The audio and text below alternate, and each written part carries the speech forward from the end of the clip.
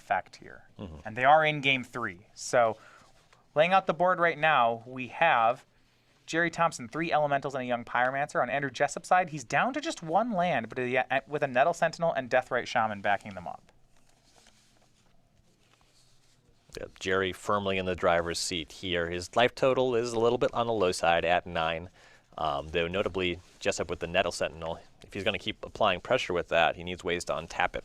It does not untap unless you're able to cast green spells or otherwise untap it with, say, Wirewood Symbiote. So actually, yeah, no green splash, well, slight green splash on Gerry's side, but he has cards like Is It Staticaster doing work for him here? Out of the board. Query on Ranger is great for untapping creatures, so that helps him apply some pressure, though Gerry has plenty of blockers currently. Goes ahead and bounces the forest, replays, says go. Go back over to Thompson. He'll start with a Ponder, get another elemental. Now keep in mind, Gerry Thompson is at 9. Jessup does have an uncontested Deathrite Shaman. That can be a clock here. He's at 17. And Gerry does not have Toxic Deluge in his sideboard, but he does have 1 copy of Is It Staticaster, which is very powerful in this matchup. Yeah, would take care of the Ranger right now. Actually, Andrew Jessup's board 2 X2s. So a Ponder from Thompson. He's going to shuffle before drawing. I'm a big fan of aggressively shuffling with Ponder. If all 3 cards aren't above average, I generally shuffle. So I just prefer to always have a fetch land in play when I cast Ponder, and then I just... That helps, that helps. Then I just pick one and then shuffle the others. Unless 2 of them are good, then I wait a turn. It's kind of all upside. Deathrite Shaman the play from Thompson, and he'll pass. No green mana yet in play, though, for Gerry Thompson. He has 1 tropical island in his list. And with that Shaman now, Thompson can start checking Jessup's Shaman. When both players control Deathrite Shaman, not a lot generally happens. When you get 2 to your opponent's 1, that's when you can really take over a game. Gaia's Cradle from Jessup. Thompson will cast Attacks and Probe, make an elemental. Sees Glimpse of Nature. So what you're talking about is if Jessup tries to exile an instant or sorcery, in response, Gerry will exile the very same card so that it doesn't work on Andrew's side. Right. Draws a card off the probe. You see Gerry doing some counting here. Jessup up to a high total of 19. Yep, it's going to take Gerry some time to break through here, and Jessup's hand is actually excellent. Just with that glimpse of nature, if he's able to just draw creature spells for a couple of turns, he can have a very huge turn here. Yeah, I was going to ask, what is the breakthrough mechanic for Gerry? Is it just, 20 elementals? Maybe 10? It's definitely problematic that Jessup is sitting on a 1-2 and a 2-2, right? Yeah, that's exactly. Is it Staticaster would actually help him punch through, because after the thing block, then Gerry can just clean up. Jessup's draw was another Cradle. That's not going to do anything. He'll pass.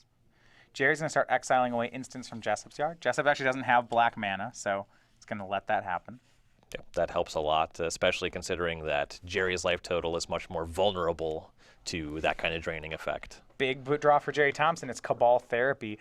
And this is the kind of therapy that works every time. He names Glimpse of Nature. He knew it was there, nets himself another elemental. That brings him up to 6 elementals. And Jessup's life total is pretty high. Eventually, you hit a threshold where it makes sense to just start attacking in. Gerry's hand is too light for him to really feel comfortable doing that just yet. Yeah, he loses 2 elementals per attack. He'd only be able to chip in for a very small amount of damage with the resources available. So what? So if you're in Gerry's spot, to count this, you look at your number of elementals, and then it's however many you have, plus that number minus 2 the next turn. And if those 2 numbers added together are 19, so say he gets up to 11 elementals, right? Then we're good. If it was over the course of 3 turns, you would certainly take that as well. That's probably totally reasonable. Right, so I think you need 9 to start it from there. Yeah. More than he has, anyway. I am confident saying that. But not too many more. Yeah, we're getting close. If he's able to just peel Brainstorm into Ponder, make a bunch of tokens. Big draw, though, for Jessup. It's going to be a copy of Elvish Visionary. Does that, and actually draws into even better, into Green Sun's Zenith. He has 1 mana floating. He could make up to 3, so he could get a 2-drop. A lot of times you'll see an elf player, there's 2 ways to play this, right? He can try to get Wirewood Symbiote, or he can go way bigger and just try to save it for a Crater Hoof. Symbiote Elvish Visionary is a combo. It's like that weird kind of combo where I agree with you it's a combo, but it's like I'm drawing cards with 1/1s. Drawing 2 cards a turn. It's a value combo. I guess we can call it a It's combo. a pain-free Phyrexian Arena. It's a free blocker. 1 green mana floating, you see there for Jessup, top of your screen. That one, of course, thanks to Guy's Cradle. There's another line, right? So I think Jessup's counting to see if he can win. Deathrite could exile a land. Gerry has to decide if he wants that to happen. Is he going to let Jessup get mana, right? Because he could play a second Cradle, and that's worth 4 mana. And that'll bring him up to 6, maybe 7, maybe 8 if Ranger untaps. We're getting close to big things here. If he can get to 9 mana, he can Green Sun for Craterhoof on this turn. So he bounces the forest. He uses Deathrite Shaman to try to make another mana. Did he tap forest before bouncing?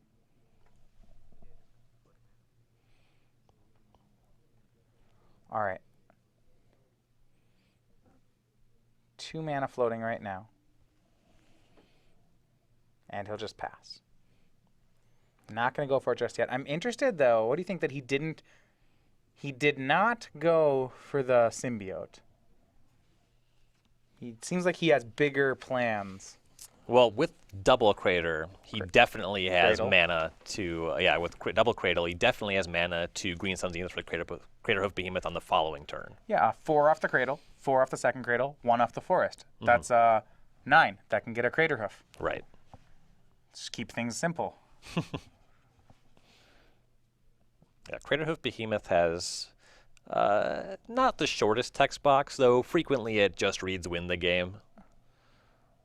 Then Gerry has to start thinking, how many elementals does he need to not die to Craterhoof Behemoth?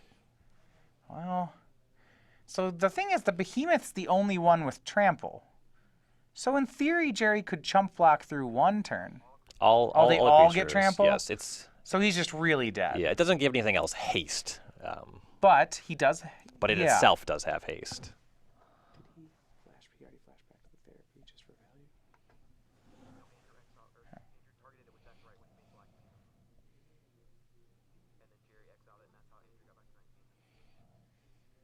And a swing from Thompson. Andrew going to double Cradle and Green Sun Zenith. You might wonder why Gerry, the therapy got exiled. So the last turn there, Andrew got the black mana off Deathrite and used it to exile away Gerry's therapy. And then here's the hoof, and the handshake will go for Andrew Jessup. And for Gerry Thompson, very unfortunate start to this event. Yeah, he's going to finish in 0-3. That's the bottom of his group here in Legacy.